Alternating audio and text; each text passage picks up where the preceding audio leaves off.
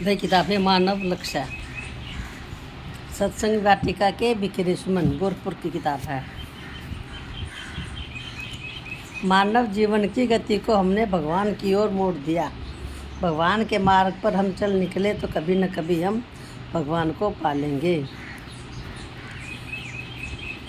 जिसने अपना हाथ एक बार भगवान को पकड़वा दिया उसे भगवान कभी नहीं छोड़ते, वो छुड़ाना चाहे तब भी। नंबर 2, भगवान को हाथ कैसे पकड़ाए ये दिखते नहीं। ये भगवान का हाथ कैसे पकड़ा है, वो दिखता तो कौन बोला। इसका उत्तर है कि भगवान सर्वत्र है। वे न दिखने पर भी हमारी प्रत्येक बात सुनते हैं, हमारी प्रत्येक चेष्टा को देखते हैं। इसलिए बिना किसी मिश्रण के हम कहें कि भगवान हमारा हाथ पकड़ लो तो वे न दिखते हुए भी हमारा हाथ पकड़ लेंगे। गड़बड़ी हमारी ओर से ही होती है। भगवान भाव को देखते हैं। वे जैसे ब्राह्मण के हैं वैसे ही चंडाल के भी। उनके मन में किसी के प्रति भेद नहीं है। भेद तो व्यवहारिक जगत का है और यह आवश्यक भी है। भगवान तो अंदर के भाव को देखते हैं। शूरवीर वह है जो अपने ध्येय की प्राप्ति के लिए सर्वोत्तर देने को तैयार है। जो अपने को भगवान के लिए होम देने को प्रस्तुत है। भगवान के लिए जो कुछ दिया जाए वही सच्चा सौदा है। भगवान के भजन में भगवान की प्राप्ति के भजन, भगवान के लिए चाह पैदा होने में कुछ कमी तो श्रद्धा विश्वास की है। भगवान की चाह में दूसरी चाह शामिल होने से भगवान बिगड़ते हैं। बिगड़ने का अर्थ ये नहीं कि वह हमसे नाराज हो जाते हैं, नहीं, वो हमें प्रत्यक्ष दिखाई नहीं देते बस। ठीक है, अच्छा आगे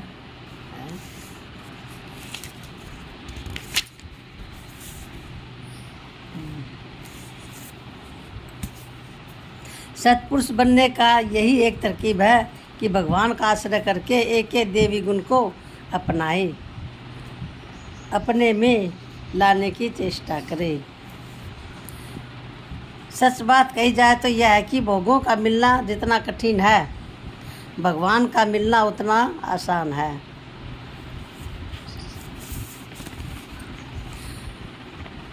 आगे क्या है ये, भगवान के लिए हमारी जो चाह है वह होनी चाहिए, अन्य अर्थात उनको छोड़कर दूसरे और के लिए नहीं।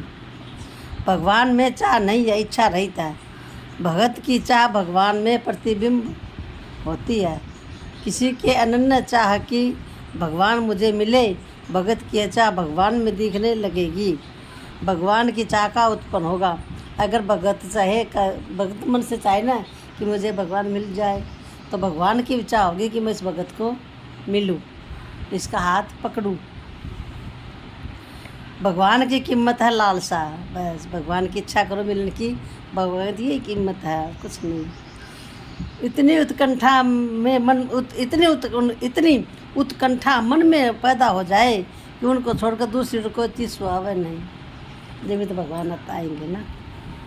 भगवान की प्राप्ति भगवान के प्रेम की प्राप्ति सहज है। भगवान की प्राप्ति भगवान के प्रेम की प्राप्ति सहज है, पर उसकी प्यास होनी चाहिए। प्यास लगेगी भगवान के महत्व का ज्ञान होने से तथा उनकी आवश्यकता अनुभव होने से। ये दोनों बातें होती है सत्संग से, इससे सत्संग की आवश्यकता है। ठीक है, सारे पुण्यों की कीमत है। हम जो धर्म करते हैं उनकी सबकी कीमत है। करना यो धर्म कर दे यो मिलेगा, यो धर्म कर दे वो मिलेगा, कुछ न कुछ तो मिलेगा धर्म करने तो।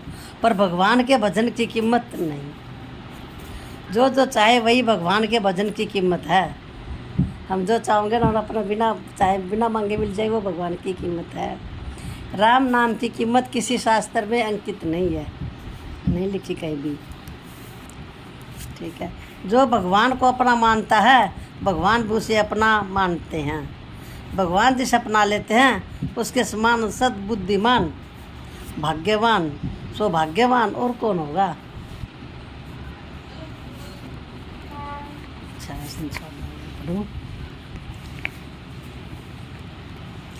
भगवान में एक बड़ा महान दया का भाव है। दया का भाव है कि वे पुराने इतिहास के पन्ने नहीं उलटते। पहले हमने क्या किया, कैसे रहे, क्या बर्ताव किया, ये सब वे नहीं देखते। वे देखते हैं तो वर्तमान में हम क्या कर रहे हैं। इसलिए भूत को भुलाकर, यानी कि भूतकाल को भुलाकर वर्तमान को संभालो। साग्य है, संसार का कोई भी पदार्थ ऐसा नहीं जो निरंतर एक सी रुचि बढ़ाता रहे। जब तक भगवत साधन में भार मालूम होता है तब तक बहुत मंद मंद होता है। जब भार मालूम नहीं होता, सुख की आशा से मन उसमें लगा रहता है तो वह मंद दर्जे का है। पर जब सुख की इच्छा आशा न रखकर भी मन उसमें लगा रहता है तो वह मन से ऊपर कोई दर्जे का हो जाता है। लेकिन जब मन भजन किए बिना रह सकता ही नहीं तो न होने पर उसमें छटपटाहट होने लगती है। जैसे बहुत से है ना, जैसे रोटी खाने तो पहले कुछ ले रख में पढ़ूँगा करूँगा, आप बिना रोटी कुछ कर ले खा ले तो उसका छटपटा लग जाएगी कि आज मैंने भगवान का नाम लिया तो नहीं, आज मैंने रामायण नहीं पढ़ी, आज मैंने गीता नहीं पढ़ी, आज मैंने भजन नहीं करा, आज मैंने हनुमान चालीसा नहीं पढ़ा, आज शिव चालीसा पढ़ना तो वो रह गया मेरा, उसका मन में छटपटाहट रही जाएगी। भजन से ही मानवता टिकती है।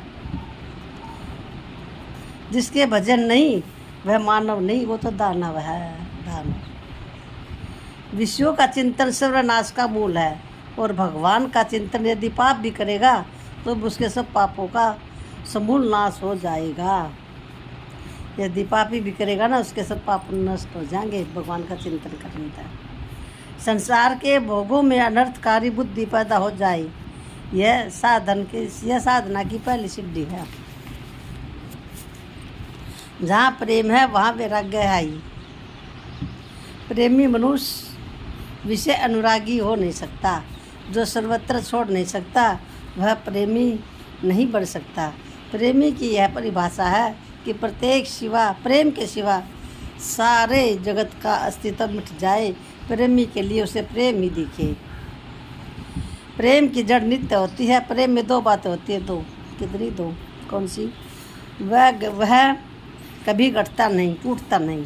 और जहाँ ये दो बातें नहीं होती वहाँ होती है व्यर्थ की ही प्रेम का स्वांग बांध धरकर बोलता है। प्रेम में कुछ भी लेने की कल्पना तक जागृत नहीं होती। सर्वस्व देकर भी मन में आता है कि कुछ है ही नहीं, क्या दिया जाए।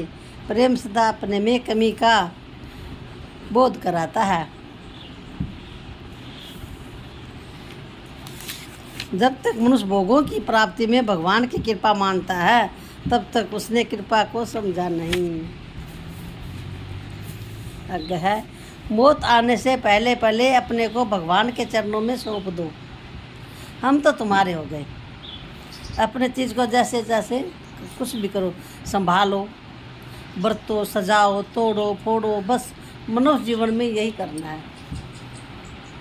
ये हमने देव समान जो देव से दुर्लभ शरीर मिला, इसका बस एक ही मतलब भगवान को सौंप देना चाहिए कि भगवान ये वस्तु तुम्हारी है, तुम जैसे तैसे रखो, चाहे सजाओ, चाहे तोड़ो फोड़ो, किसी तरह रखो, आपकी है। निर्भर भगत भगवान पर ही पूर्ण निर्भर करता है। उसे इतना ही याद रहता है मैं भगवान का हूँ। फिर भगवान को जब जैसे करना हो अपने आप करे। सारी चिंता व्यवस्था सारा भार माँ के जिम्मे। बच्चा तो माँ की गोद में मस्त है। जैसे बच्चा अपनी माँ के गोद में मस्त रहता है ना, वो माँ चाहे कहीं से खाना लाओ, चाहे कहीं से नहलाओ, चाहे धुलाओ, चाहे कहीं से कपड़े लाओ, जूते पहनाओ, कुछ भी करो चाहे माँ। ये तो भगवान ने रामायण में भी बोला है ना नारद से। जब नारद का ब्याह करके मन में आई थी तो बैकुंठ में गया था नारद, उनका भगवान जी का रूप लेने के लिए। तो भगवान ने कहा जब नारद घने दिन माया बैठ जाके बाद बोला भगवान मन तो आपका रूप चाहिए ना। बोला मन चाहिए, बोला क्या चीज़ जो तेरा बता, इसी के तीस में जो तेरा मांगेगा तेरे पर नहीं दूँगे तेरे ताई। बोला मन तेरा रूप दे दे। बोला ले, मैं बांदर का रूप दे दिया। तो जब उसकी जगह साई न उठाया, जब रामायण भगवान देखा जो कुछ भी कोई ना और ना राजकुमारी ना भगवान जब उठा देखा भगवान ब्याह के लेके लड़की ताई ने भगवान के गले माला डाल दी। जो शिव जी के दूत थे, शिव जी गण थे 2, वो बैठ बैठ आसन लगे तक श्राप दिया। फिर देखा तो उठा तो ना रमा कुमारी कुछ भी ना राम भगवान जी। तो वो बहुत उदास होया, बहुत उसने बहुत दुख होया कि मैंने क्या कर दिया।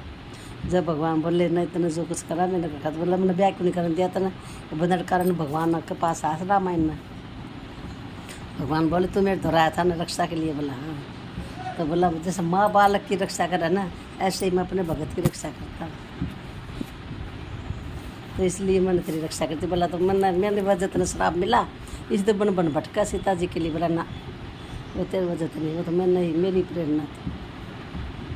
बोलो भगवान रामचंद्र जी की जय हो और नारद ऋषि की भी जय हो।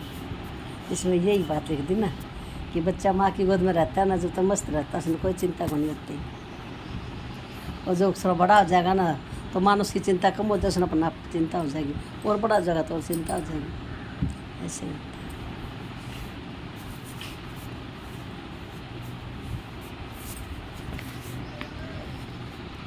सुख किसी वस्तु में नहीं, अपनी आत्मा में है, अपने अंदर है।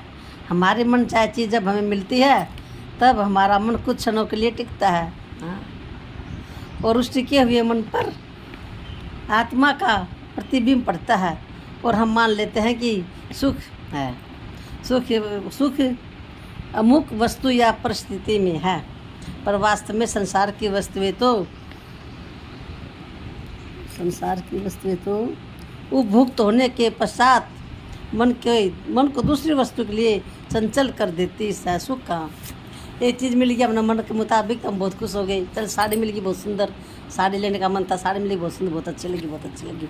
जब वो साड़ी उपयोग हो जाएगी तो फिर दूसरी चीज़ में जो साड़ी मिलेगी तो दूसरी चीज़ में अच्छा हो जाएगी, है ना। हाँ, तो लिखा संसार की वस्तु तो होने के पता वो सुख नहीं है, ये और चंचल कर देती है। जितना भी जो जागतिक सौंदर्य है केवल हमारी कल्पना में है, सुंदरता वस्तु में नहीं, वह हमारी धारणा में है। घाटा 2 प्रकार का है, एक लौकिक और दूसरा परमार्थिक। लौकिक घाटा मन से मानने पर है तथा उसकी पूर्ति भी संभव है, किंतु परमार्थिक घाटा जन्म जन्मांतर तक कष्ट देता है। अपने अंदर इतनी भलाई भरे और वह इतने सुदृढ़ हो जाए कि कहीं भी जाए उस पर बाहर की बुराई की बूंद भी ना पड़े। जहाँ जो काम होता है, जैसे आदमी रहते हैं, जैसे बात होती है, जैसी क्रियाएं होती हैं, वहाँ वैसे चित्र वायुमंडल में बन जाता है। स्थान मातम वहाँ के परमाणुओं को लेकर और परमाणु वहाँ की क्रियाओं को लेकर। तीर्थ क्या है? तीर्थ क्या है? तीर्थों में अच्छे लोग रहते रहे, महात्मा रहे, भगवान की उपासना आराधना तथा तप आदि हुए। मनुष्य दूसरे के दोष तो देखता है, अपने नहीं। जो वस्तु मनुष्य देखता है वो जो देखता रहता है ना मनुष्य दूसरों के दोष, वो उसमें आती रहती है। वो जो दूसरों को दोष देखा दोष हमारे में आ जाएंगे। जय श्री राम। यह नियम है, कोई भी चीज़ जब इंद्रियां देखती है, सुनती है, सूंघती है और मन साथ है तो सुनी देखी सूंघी बात उड़ नहीं जाएगी, वह मन पर लिखी जाएगी। इसलिए जब हम किसी वस्तु में व्यक्ति में बुराई देखते हैं तो वह बुराई हमारे मन पर लिखी जाती है, और जब भलाई देखते हैं तो भलाई लिखी जाती है। इसलिए बुद्धिमान पुरुष को सदा सर्वदा सर्वत्र शुभ को ही देखना चाहिए। मतलब हर किसी की भलाई देखे, बुराई नहीं। जो हम देखें हमारे अंदर, हम तो भलाई आनी चाहिए ना, तो भलाई देखनी चाहिए उसकी। उसने कभी कुछ भलाई करी होगी, हमेशा तो कोई बुराई कर नहीं सकता ना हमारे साथ। जिसकी ममता की चीज़ें जितनी अधिक है वह उतना अधिक दुखी है। अच्छा, विपत्ति में साहस भगवान की बड़ी कृपा से होती है। विपत्ति में साहस जो मोल का पनीर